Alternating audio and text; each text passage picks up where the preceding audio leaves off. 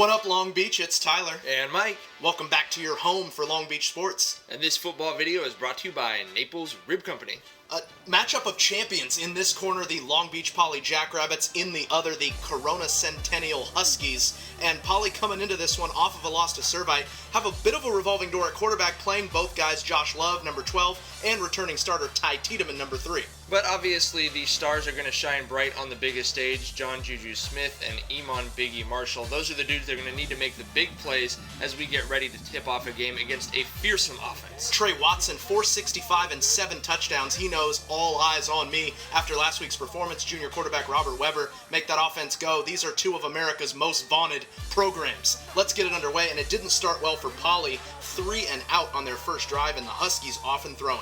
Weber finds Grayson Bankhead to get things going for them, and then on third down, the Huskies get the benefit of this pass interference call. Jackrabbits obviously don't like the call, but it's going to keep the drive alive, and with this team, that is certainly not something that you want to do, because sure enough, a few plays later, Weber to Eric Gerald Lachlan over the pylon for 6. And second opportunities are just going to lead to points. That Husky offense is just too good. 7-0 Centennial, but as Poly's offense sputtered, the run D was solid.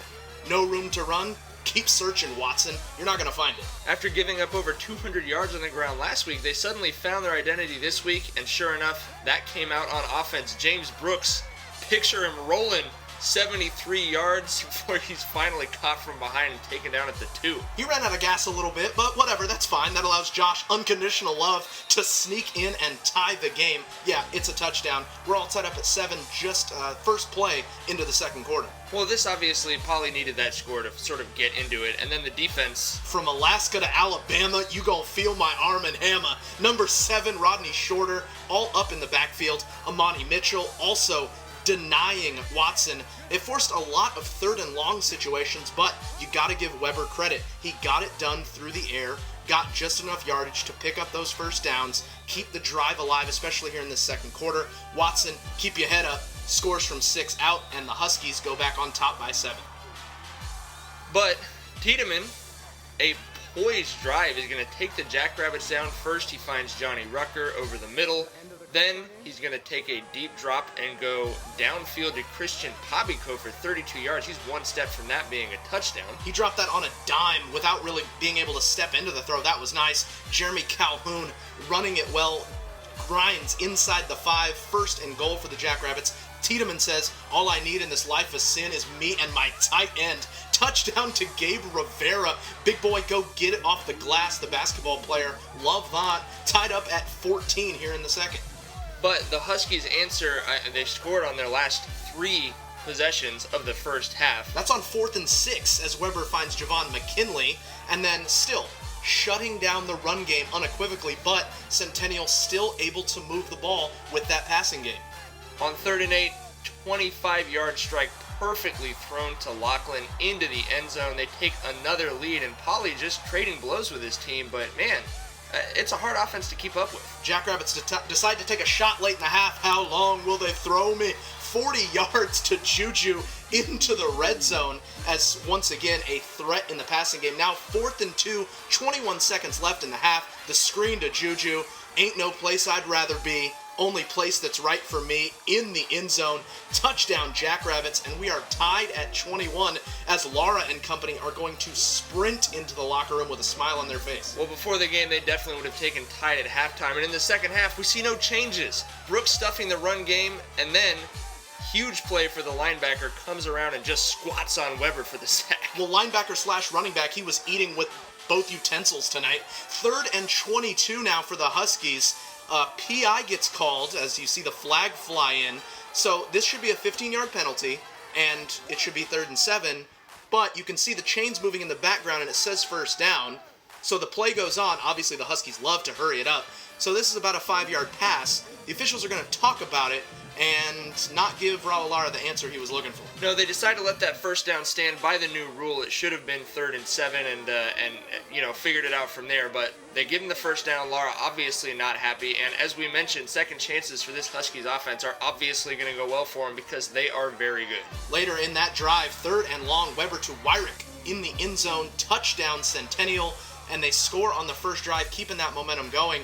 But the Rabbits coming right back late in the third, trying to drive Love to Rucker for first down, and then, unfortunately, Brooks, a bad decision here. Well, certainly, he thought he was playing Joe Montana sports talk football right there. You can't do that in real life, unfortunately, but they turned to Juju. On 2nd and 26, when he's rushing, he's untouchable. Check your ankle tape, that is dirty. So now that sets up 3rd down and 6, and if you're going to give Juju that much cushion, that's pitch and catch. Well, obviously that's something that really you or I at quarterback could probably do with Juju, and then back again to Brooks, gaping holes through the Huskies defense. He just ran hard tonight. He certainly did, and it's up to Juju to finish it. Giving this kid the ball, usually a good idea. How am I doing this? He gets in another big touchdown for the senior. We're tied at 28, Mike. This is a heck of a ball game. It is, but you wonder how long can Poly go blow for blow. However, one more time for the defense, shutting down the unstoppable offense and getting the ball back. And why wouldn't you just give it to Brooks when you have it? 19 more yards as he just racks it up. The defense started to get tired for Centennial. Brooks, 16 carries, 140 yards. And Juju officially harder to tackle than a hologram at Coachella around the outside. It's just hard to get a solid hit on that kid, and he was carrying the team in that second half. Brooks pounds it inside the 10. Poly really running the clock down here as they get it close to this go-ahead score, and there it is. Tiedemann going to cap it off with the quarterback sneak on 3rd and goal. Poly up 7, under 2 minutes to play, Mike. And then a big mistake here. The snap comes early. Weber not ready for it. A huge loss by the time Watson can get back and recover it. And again, 4th and 12. These 3rd and 4th and long situations for the Huskies. They were so good all night, and they thought they got it to McKinley, but Biggie, oh man, Iman Marshall out of nowhere to knock it away. Lara is fired up. Just showing his ambitions as a corner, Mike. That was a heck of a hit out of position. His ambitions are realized. He held UCLA-bound Barry Ware to a grand total of 0 catches. Living in the fast lane, he's for real. How do you want it? How do you feel? Only a junior. That was a heck of a play. Lara, his favorite play call is the victory formation, as every coach is. Love going down to a knee, and once the love comes down, the Jackrabbits can celebrate this one. That is a monumental win over Corona Centennial. Well, they needed that one because they certainly didn't want to go into week 4 at 1-2 and start that whole 2012 rigmarole again. To get this win, this is a signature win, absolutely, over a highly ranked Corona Centennial team. To get to hoist a trophy, be 2-1 with that big time win, that's exactly what the Jackrabbits wanted.